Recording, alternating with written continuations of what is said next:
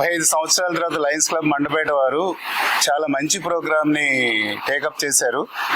CDR hospitals అనుపత్తి వారిచే and ముఖ్యంగా కే Bandhavi team వారు వచ్చి ఈరోజు ఇన్ఫెర్టిలిటీ మీద అవగాహన సదస్సు ప్లస్ అలాగే ఇక్కడున్న మండపేట మండలం చుట్టూ ఒక 20 గ్రామాలకి వాళ్ళ ఏం చేస్తున్నారు, ఎలా చేస్తున్నారు అనేది వాళ్ళకి చేయటం జరిగింది.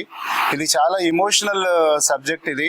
ఎందుకంటే పిల్లలు లేకపోవడం అనేది మన ఇండియాలో ఈరోజు 38% వరకు ఇన్ఫెర్టిలిటీ పీపుల్ ఉన్నారు.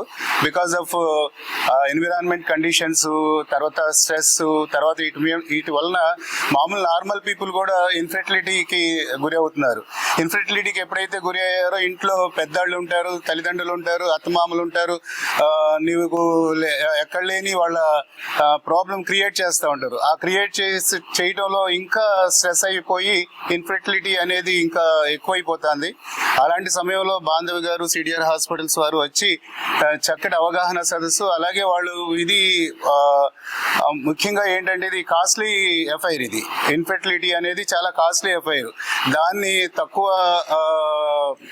రేట్లో, తక్కువ వీలైనంత వరకు తక్కువ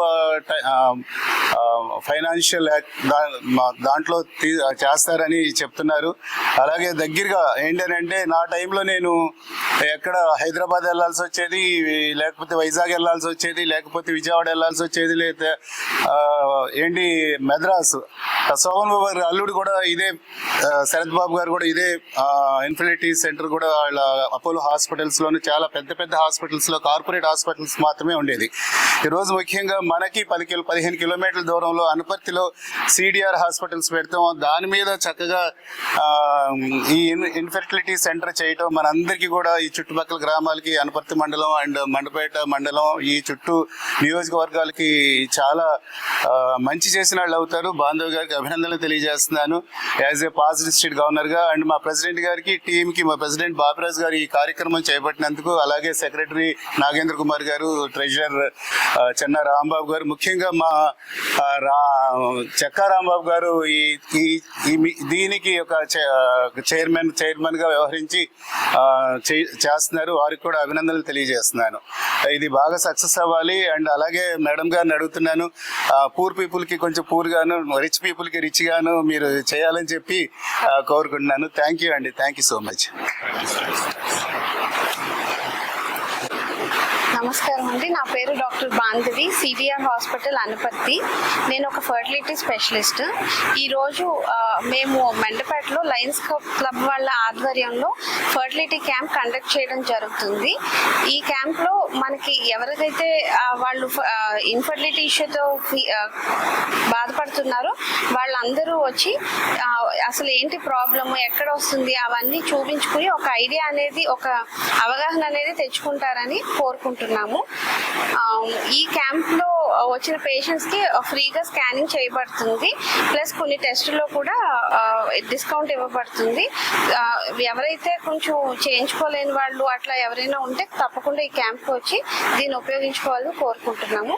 మా హాస్పిటల్లో ఇది వరకు ఐవీఎఫ్ఏ ఉండేది. ఆ ఐవీఎఫ్ ఇక్సీ కూడా చేస్తారు. ఇక్సీ అనేది ఇప్పుడు లేటెస్ట్ టెక్నాలజీ. ఇక్సీ ఫెసిలిటీ కూడా ఉంది. ఇంకా టీసా, పీసా అని వేరే టెక్నాలజీస్ అన్నీ కూడా యూజ్ చేసి ఈ ఇన్ఫర్టిలిటీ పేషెంట్స్కి చాలా మంచిగా లేటెస్ట్ టెక్నాలజీతో ట్రీట్మెంట్ ఇవ్వబడుతుంది. సక్సెస్ రేట్ కూడా చాలా మంచిగా ఉంది. ఇంచుమించు ఒక 70% దాకా సక్సెస్ రేట్ బాగుంది. సో మీరందరూ కూడా దీన్ని సద్వినియోగించుకుంటారని మనస్ఫూర్తిగా కోరుకుంటూ సెలవు తీసుకుంటున్నాను.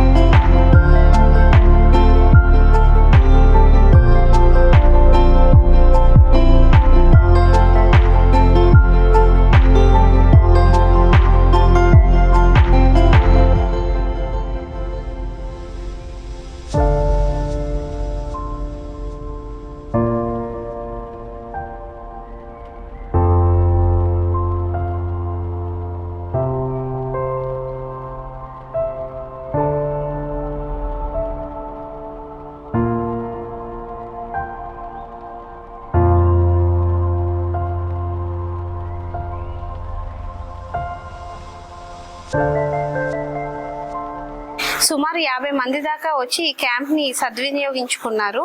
ఈ క్యాంప్లో నేను అనుకున్న దానికంటే చాలా ఎక్కువ మంది ఫర్టిలిటీ ప్రాబ్లమ్స్తో సఫర్ అవుతున్నారు. వాళ్ళందరికీ కూడా మేము ఆ ప్రాబ్లం ఏంటని అన్ని అడిగి తెలుసుకుని వాళ్ళకి తగిన సూచనలు ఇవ్వడం జరిగింది. వాళ్ళకి మా హాస్పిటల్ తరపు నుంచి ఫ్రీగా స్కానింగ్, కొన్ని రకాల బ్లడ్ టెస్ట్లు చేయడం జరిగింది. వాళ్ళకి ఎవరికైతే పెద్ద ట్రీట్మెంట్స్ పడతాయో ఆ ట్రీట్మెంట్స్లో కూడా చాలా రాయితీ ఇచ్చి తక్కువ ధరకే చేయడం జరుగుతుంది. క్యాంప్స్ అటెండ్ అయిన వాళ్ళందరూ కూడా ఈ యొక్క క్యాంప్ని సద్వినియోగించుకుంటారని కోరుకుంటున్నాను. ఈ సమస్య, ఈ ఫర్టిలిటీ సమస్య చాలా ఎక్కువగా ఉందండి. ఆడవాళ్ళలోనే కాకుండా మగవారిలో కూడా చాలా ఎక్కువగా ఉంది. సో అందరూ కూడా తగిన టెస్టులు చేయించుకుని అది ఎక్కడైతే సమస్య ఉందో దానికి టార్గెటెడ్గా ట్రీట్మెంట్ తీసుకోవడం చాలా అవసరం. ఇప్పుడున్న వాతావరణ కాలుష్యం వల్ల, తినే ఆహారం వల్ల చాలా వరకు మేల్స్లో కూడా ఫర్టిలిటీ ఇష్యూస్ వస్తున్నాయి. అండ్ వాళ్ళకి మేల్స్కి ఉన్న హ్యాబిట్స్ వల్ల, లైక్ మగవారిలో ఈ డ్రింకింగ్, స్మోకింగ్ వల్ల కూడా చాలా ఇబ్బందికి గురవుతున్నారు. సో అందరూ దయచేసి అవన్నీ దృష్టిలో పెట్టుకుని తగిన ట్రీట్మెంట్ తీసుకోవాల్సిందిగా కోరుకుంటున్నాం. ఆహారపు అలవాట్లు, బయట ఆహారం అయితే అసలు తీసుకోవద్దు. ఎందుకంటే దాంట్లో మనకి టేస్టింగ్ సాల్ట్ అని, రకరకాల ఆయిల్స్ అని అన్ని వేసి చేస్తుంటారు. కాబట్టి కుదిరినంత వరకు ఇంట్లోనే చేసుకుని తినడం మంచిది. ఈ బయట ఫుడ్ అనేది అవాయిడ్ చేయాలి. ఒబిసిటీ కూడా చాలా ఎక్కువగా ఉంటుంది. ఫ్యాటీ ఫుడ్, ఆయిల్ ఫుడ్ చాలా ఎక్కువగా తీసుకుంటున్నారు. టిఫిన్ అనేది అసలు ఇంట్లోనే చేసుకోవట్లేదు, అందరూ బయట నుంచే తెచ్చుకుంటున్నారు. అది అస్సలు మంచి పద్ధతే కాదు.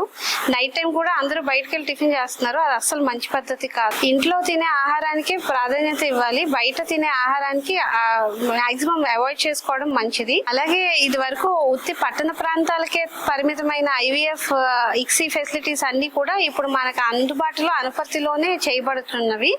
సో వీలైనంత వరకు అందరూ ఇది సద్వినియోగించుకుంటారని కోరుకుంటున్నాము.